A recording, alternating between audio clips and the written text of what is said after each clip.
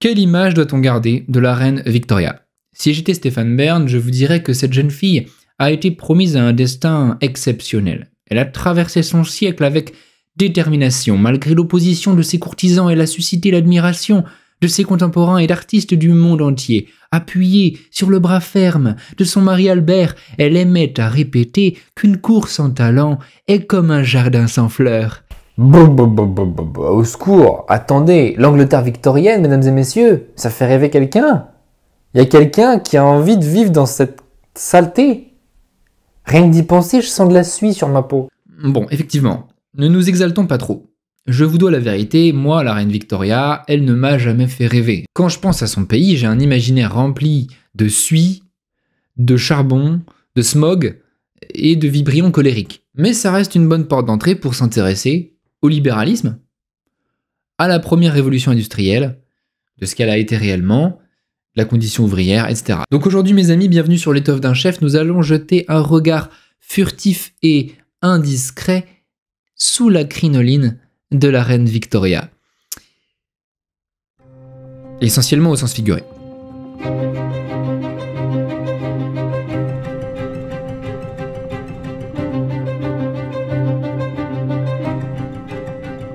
En 1845, un jeune écrivain allemand se propose de faire connaître les dessous de l'Angleterre victorienne à ses compatriotes. Son livre est intitulé « La situation de la classe laborieuse en Angleterre ». Et c'est une bonne situation, ça? La classe laborieuse en Angleterre, c'est une situation délicate, comme l'explique l'auteur du livre, qui s'appelle Friedrich Engels. Bah, c'est pas le pote de Karl Marx? C'est lui. Mais ça, les contemporains ne le savent pas. Ils savaient pas que Engels était le pote de Marx? Bah quand même, Marx et Engels, c'est connu. Oui, mais ils savent déjà pas qui est Marx. Donc, Marx, il vit à Londres, certes, mais il a été inconnu au bataillon toute sa vie. Donc aux contemporains, ça leur fera une belle jambe de savoir qu'il a un pote qui s'appelle Engels. L'auteur, Friedrich Engels, est inconnu. Ce qui n'empêche pas le livre d'être un livre intéressant, intelligent, assez vivant. C'est bien construit, c'est documenté, c'est historique aussi. Et c'était un révolutionnaire, non? Il veut dénoncer le capital pour le renverser. Oui, il veut dénoncer le capital, il veut le renverser, et donc, parce que ça va dans son sens, il appuie là où ça fait mal. Mais c'est nécessaire. On ne peut pas tout le temps détourner les yeux de cette triste Angleterre du coton et de la houille de cette première moitié du 19e siècle. Lui, il est descendu dans les bas-fonds de l'Angleterre victorienne. Alors sans doute, il y avait eu avant lui des enquêtes, il y en aura après lui aussi, il y a eu des députés qui ont rencontré des ouvriers, il y a eu des patrons, des inspecteurs, salariés de l'État, des commissaires, etc. Mais tous ces hommes sont souvent entourés d'officiels. Et ils épluchent surtout les papiers. Là, Friedrich Engels, il a réussi à se familiariser avec le monde ouvrier. Pour mieux le comprendre, il a voulu établir un lien avec ce monde, malgré son origine qui est une origine bourgeoise. Et comment il a fait? Engels, pour parvenir à ce milieu ouvrier, a fait jouer ses réseaux, notamment les chartistes. Les chartistes? C'est qui? Les chartistes, c'est ce mouvement prolétarien républicain, un des rares mouvements républicains de l'histoire de l'Angleterre d'ailleurs. On les appelle chartistes parce qu'ils avaient écrit une charte en 1838 dans laquelle ils appelaient au suffrage universel et au bulletin secret. C'est un groupe d'ouvriers, j'ai envie de dire assez clairvoyants, puisqu'ils ont l'air de penser que les lois sociales viendront par la démocratie et le suffrage, ce qui n'est pas faux. Donc des gens peut-être assez clairvoyants et qui font partie de cette agitation à l'époque du Printemps des peuples, quoique l'apogée de leur mouvement se situe en fait surtout entre 1838, la charte, et 1842. Bref, Engels en connaît. C'est un militant socialiste, il a un carnet d'adresses, donc il va à des meetings de chartistes, il rencontre une Irlandaise, Mary Burns, qui travaille dans les usines de Manchester, elle deviendra sa femme, et grâce à elle, il peut entrer dans le menu détail de la vie ouvrière de cette ville, il peut interroger les ouvriers, examiner leur état de santé, les causes de mortalité, les histoires qu'on raconte, les portions de nourriture. Il enquête également à Leeds, à Sheffield. Et si son livre est intéressant, c'est parce qu'il a très bien compris qu'il a sous ses yeux le premier véritable prolétariat du monde.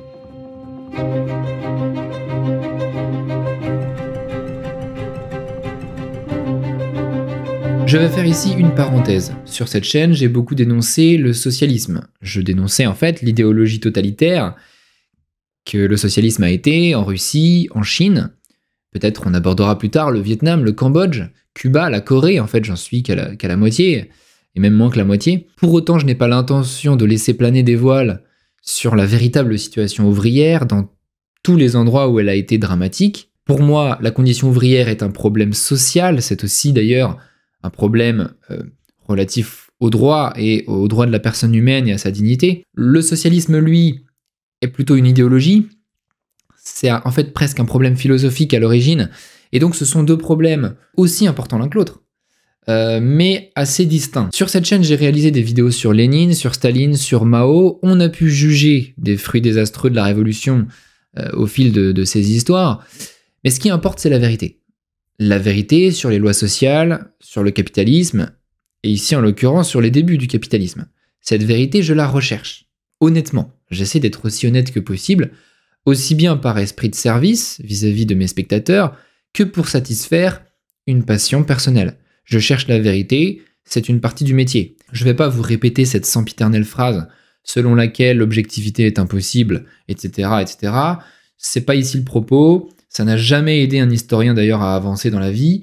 La vérité, quand on la cherche, on la veut entière, on la veut toute nue, on veut la confronter à nos certitudes. Et si pour trouver la vérité, il faut descendre dans les boyaux des mineurs de charbon, en Angleterre, ou en Chine, ou en Afrique du Sud, s'il faut se salir les mains et l'attraper à bout de bras, dans la saleté et la suie, alors j'irai sans faire le dégoûter. Et évidemment, on ne l'embrasse jamais complètement cette vérité, à notre grand désarroi à cause de notre finitude, de l'étroitesse de nos moyens cognitifs, de la fange dont nous sommes faits, et souvent la tentation est grande de ne pas servir l'histoire, mais de lui demander de nous servir, de servir d'étendard pour nos combats personnels. J'en suis conscient, ça fait partie des risques du métier. Je n'ai personnellement à vous offrir que mon temps, mon honnêteté, mon désir de bien faire mon métier.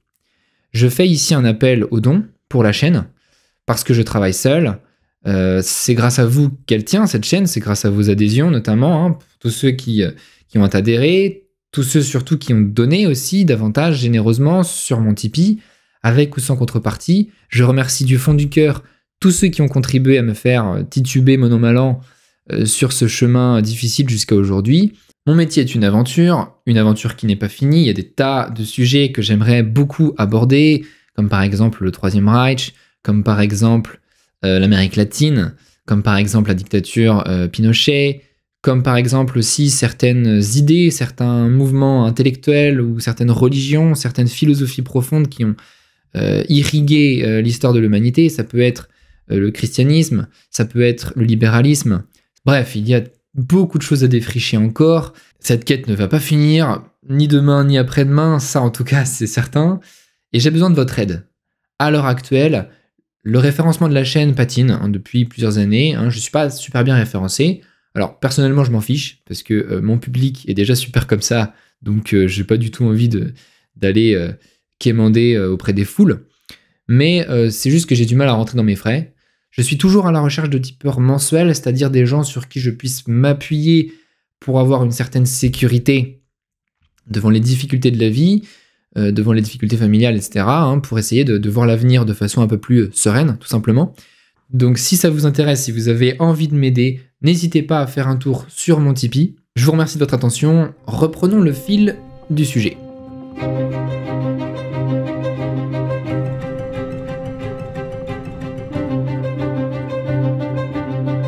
Londres, Liverpool, Manchester, Leeds, Sheffield, Birmingham. Des villes souvent immenses, avec des faubourgs ouvriers remplis de puanteurs. Les logements ne suffisent pas aux besoins de la population qui s'y entasse. À l'intérieur, les hommes semblent vivre dans la crasse. Avant même d'entrer dans les usines, Engels est confronté à la ville. Les fenêtres cassées, laissant entrer le froid, la neige, la pluie.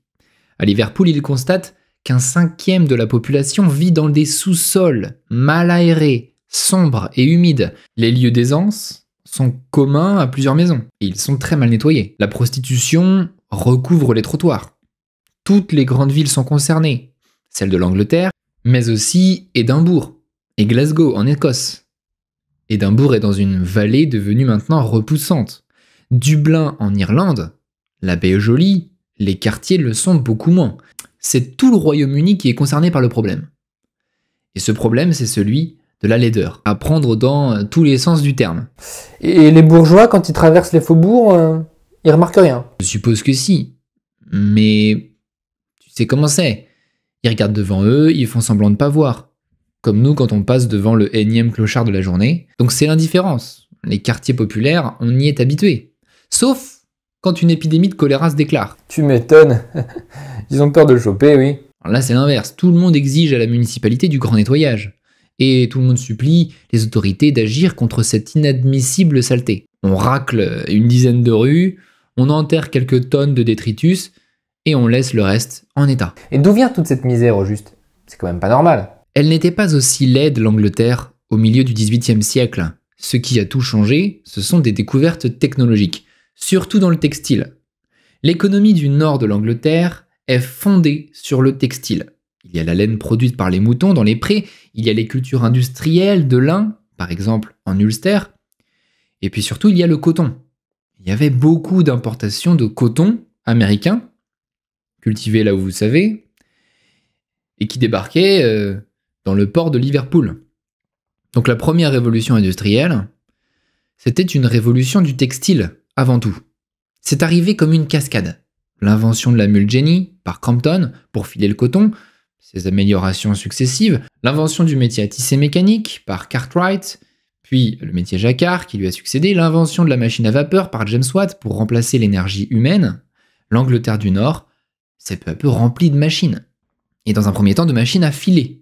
Peu à peu, les acquéreurs de ces machines sont devenus en capacité de produire immensément plus de quantité de tissu que tous leurs voisins. Ce faisant, ils ont fait baisser le coût de la production de coton filé, et donc le prix, et en fait acculé peu à peu tous les artisans du textile à la faillite, par la simple et dure loi de la concurrence. Les chanceux ont construit des usines, une foule d'usines. Et les anciens artisans se sont retrouvés au chômage, sans autre choix de devenir les salariés des autres. Ces gens ont formé, semble-t-il, l'un des premiers prolétariats au monde. Ça a commencé avec l'industrie du coton, bien sûr, puis cet état de choses s'est communiqué à la laine, à la soie, à la dentelle, puis tardivement le lin. Tout a été mécanisé. L'arrivée des machines a été un traumatisme en Angleterre. Ouais. C'est pour ça qu'il y en avait qui les détruisaient, non? Alors il y a eu des destructions en effet. Les Luddites. Les Luddites sont connus pour être les ouvriers casseurs qui se vengeaient sur le matériel. Réaction compréhensible, hein. Moi je comprends. Hein. La machine te vole ton emploi, t'as envie de l'éclater au sol. Hein. Réaction compréhensible mais pas très réaliste sur l'avenir. Pas très réaliste non plus sur l'économie. En soi, les machines ne sont pas le problème. Le problème c'est la soudaineté avec laquelle elles sont arrivées. Elles sont arrivées comme des envahisseurs. Elles sont arrivées aussi soudainement qu'une révolution. Et le mot révolution industrielle est bien trouvé parce qu'elle a provoqué un bouleversement de classe qu'on pourrait comparer à la Révolution française. Les inventions techniques débarquent dans les villes et une fois qu'elles sont là, on ne peut plus les éliminer.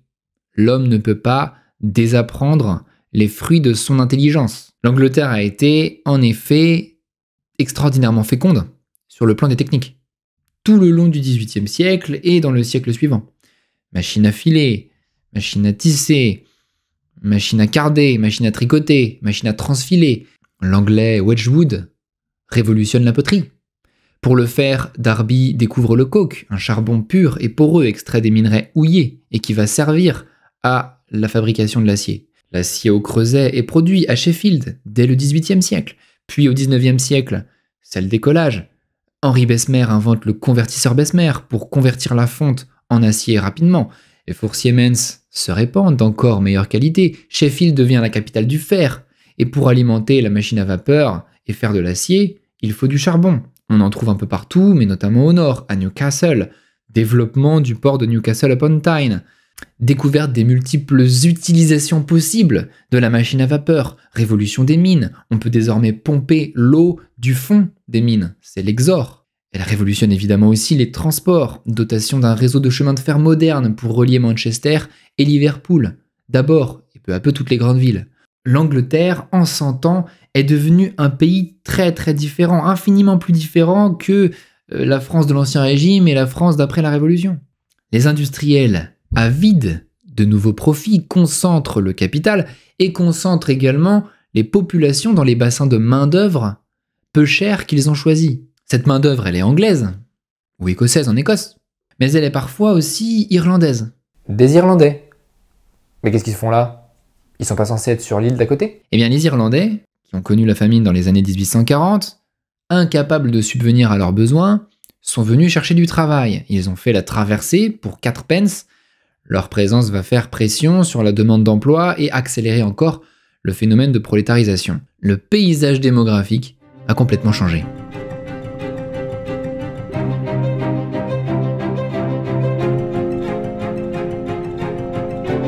Distinguons un peu les cas. Tout le monde n'est pas absolument malheureux. D'abord, il y a les travailleurs qualifiés, qui ont un bon salaire et sont en quelque sorte prioritaires à l'embauche. Par exemple, ceux dont le travail n'a pas pu être remplacé par une machine parce qu'il est trop précis, trop fin, qui demande trop d'habileté manuelle. Souvent, ils sont organisés en syndicats qui les protègent et protègent surtout leur salaire. Ils peuvent gagner 30 à 40 shillings par semaine au moment où Engels écrit, ce qui est très correct. Ensuite, les semi-qualifiés dont le salaire est moyen, 20 shillings. Troisièmement, les manœuvres que l'on peut employer et licencier selon le bon vouloir du patron, eux sont directement exposés à la pauvreté, surtout si leur famille est grande ou leur loyer élevé, et gagnent 10 à 12 shillings par semaine, ce qui est complètement insuffisant. Alors ils complètent un peu leur salaire en faisant travailler leurs enfants, qui seront encore moins bien payés, évidemment. Comme la loi de l'offre et la demande régente leur emploi, ils tombent régulièrement dans la case du chômeur. Quatrièmement, il y a les chômeurs, et eux c'est simple, ils végètent. Mais comment ils font pour survivre? La charité. Il y a des mendiants par centaines dans les villes. Les poor laws, la loi sur les pauvres qui leur donne accès à de sinistres établissements, on en reparlera plus tard. Et 3, ils vont exercer des petits métiers indépendants, comme le métier de colporteur. Souvent, tu vas voir des petits vieux ou des enfants qui se mettent à vendre sur la grande rue des lacets, des galons, des bretelles, des oranges, enfin n'importe quoi. C'est le phénomène des vendeurs à la sauvette, qui dans les pays touristiques peut tourner au lucre, mais ici on n'est pas dans un pays touristique du tout. Il y a aussi une catégorie de miséreux particulière à prendre en compte, ce sont les Irlandais. Les Irlandais, dit-on, sont de très loin les plus crades de tous. Bah quand même, c'est des gens comme tout le monde. Alors oui, au début je me disais que je tombais dans les affres du cliché, mais tu sais comment c'est dans la vie, tu crois que c'est un cliché, et puis jour après jour, devant la multiplicité des témoignages, devant l'occurrence répétée de la chose, il faut parfois s'incliner. On dirait que les immigrés irlandais, qui sûrement sont les plus pauvres de leur pays, effectivement, ne se sentent bien que dans leur malpropreté. Oui, parce que les Anglais, même s'ils sont forcés de garder les mêmes vêtements, font au moins l'effort de les ravauder et repriser. Les Irlandais portent un costume de guenille. L'enfiler et l'ôter représentent une des opérations les plus délicates à laquelle on ne procède qu'au jour de fête et à des moments particulièrement favorables. Les Irlandais marchent systématiquement pieds nus. Ça surprend beaucoup les Anglais. Les va-nu-pieds. Ils déversent leurs ordures par la fenêtre. Bref, on jase beaucoup à leur sujet, d'autant plus qu'ils ont des habitudes étranges. Outre le fait qu'ils sont pieds nus, qui est déjà bizarre, que ce sont des ivrognes, parfois des débauchés, mais en plus ils sont habitués à avoir des bêtes, des cochons par exemple avec eux. Il y a souvent un cochon qui dort dans leur chambre. Ça donne pas spécialement envie de leur rendre visite d'ailleurs. Et puis bien sûr ils sont catholiques. Donc on peut même pas les intégrer dans la vie de paroisse et ils sont suspects aux yeux de tout Anglais qui se respecte. Mais le textile, en quoi c'est si dur? Tu restes à la même place, tu bouges pas trop, ça doit être supportable, non? Dans le textile, le problème, ce sont les conditions. Le travail en soi n'est pas très compliqué, il faut surveiller les machines et réparer les fils cassés, c'est d'un ennui mortel. Mais il faut répéter la chose pendant 14 heures pour un salaire ridicule. Si tu veux t'asseoir sur un rebord de fenêtre, le contremaître te colle une amende, et surtout, tu commences tout petit. Les enfants sont employés dès 8-9 ans. Au moment où Engels écrit, un enfant de 9 ans, dans une usine de textile, travaille 6 heures par jour environ, parfois un peu plus. Leur mère travaille elle aussi, elle 12 ou 14 heures dans la journée.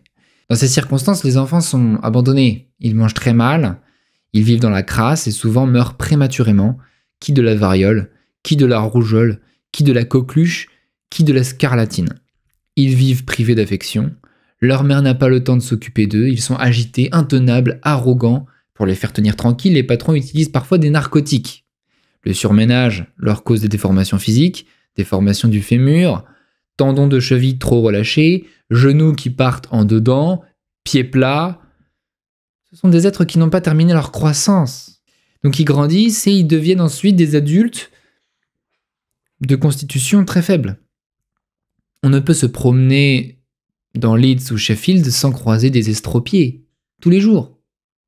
Le travail en filature use beaucoup les muscles et use beaucoup la vue également. Les problèmes de vue sont omniprésents. Il faut toujours regarder les détails des fils qui ne seraient pas coincés dans un endroit de la machine.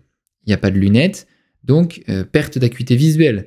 Si tu ne vois plus assez bien, c'est le licenciement. Et ainsi, les ouvriers n'ont jamais plus de 45 ans. Mais quand tu les vois, ils font beaucoup plus, parce qu'ils vieillissent tôt.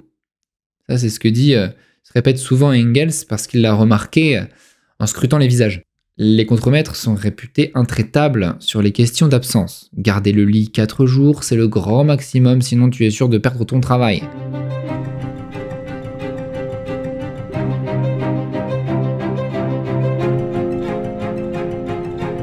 Un passage très intéressant du livre porte sur la question des rémouleurs.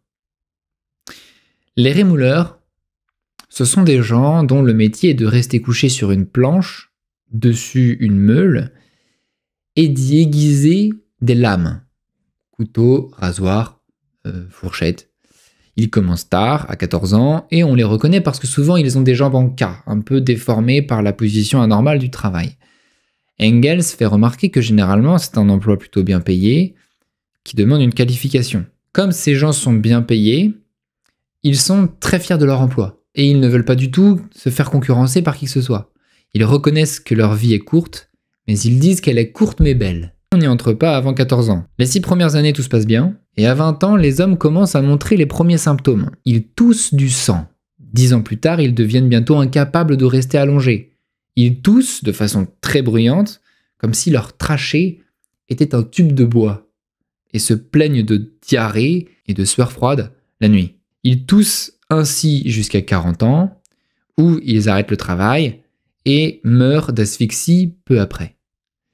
Cette horreur, c'est ce qu'on appelle l'asthme des affûteurs. En affûtant les lames, il se dégage de la poussière métallique aiguë qui s'accumule dans les poumons et qui provoque des lésions irrémédiables.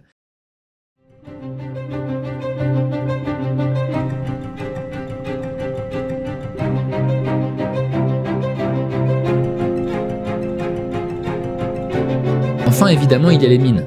Les mines de charbon et de fer sont partout en Grande-Bretagne.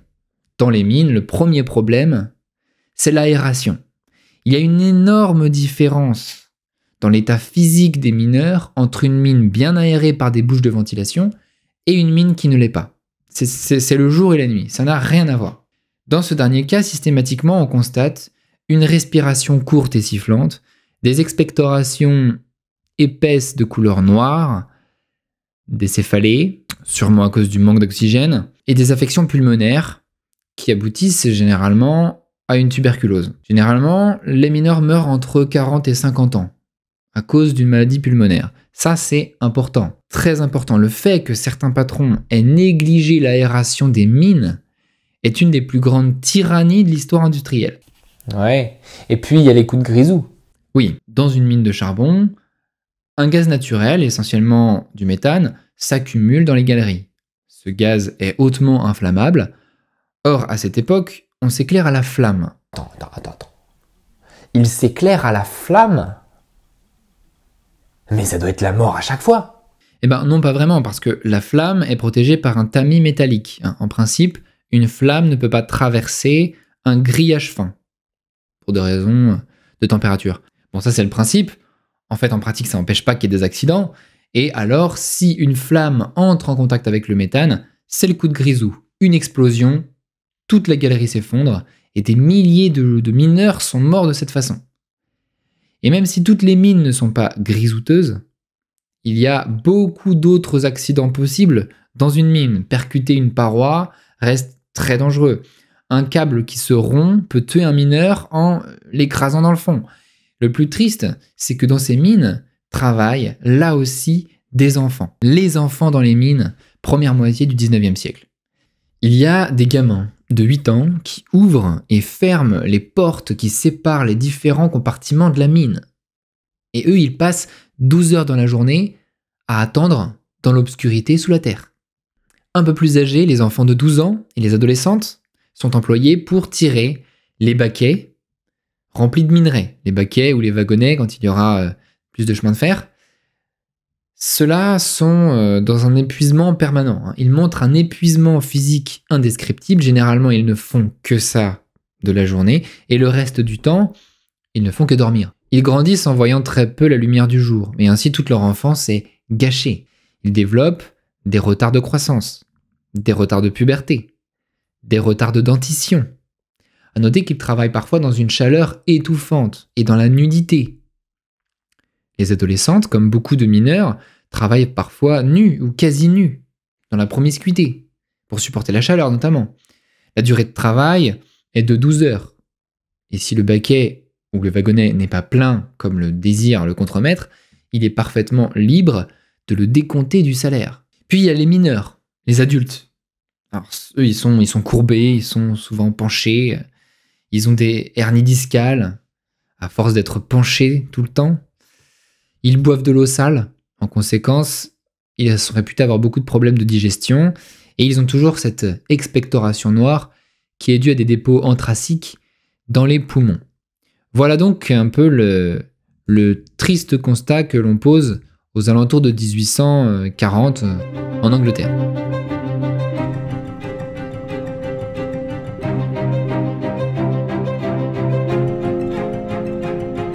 Je n'ai pas uniquement pris le livre d'Engels pour source, bien sûr, j'ai comparé avec d'autres. Ce que je peux dire après ce travail, c'est que le livre d'Engels ne ment pas. Tout ce qu'il raconte est tout à fait véridique.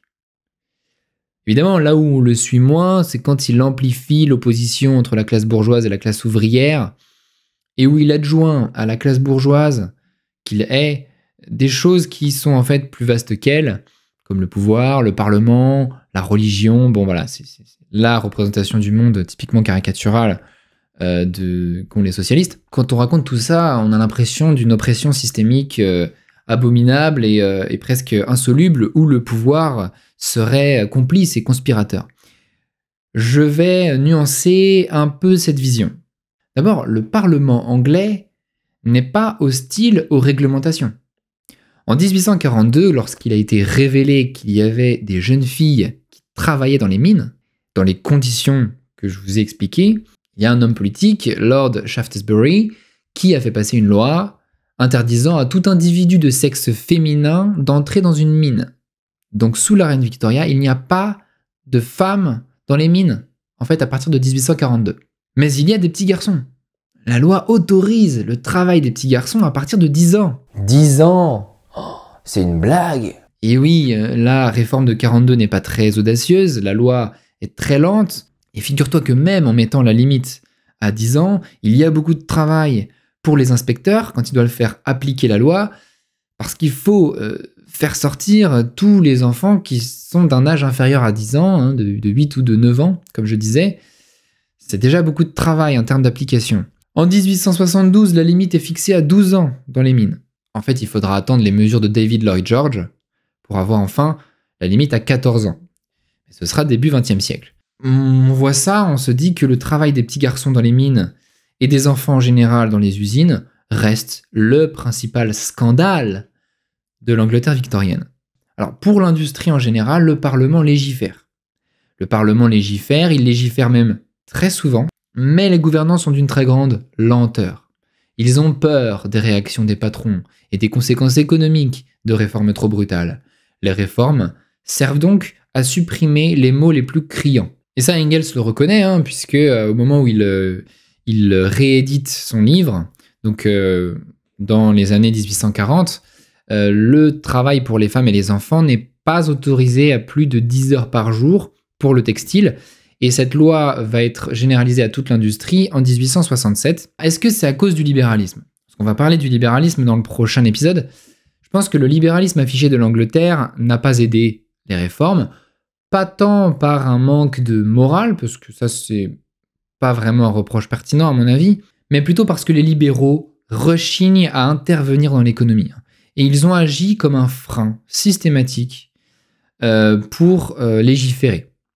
Ah, tu sais quoi, quand j'entends ce que j'entends, je comprends très bien que les socialistes veulent faire la révolution.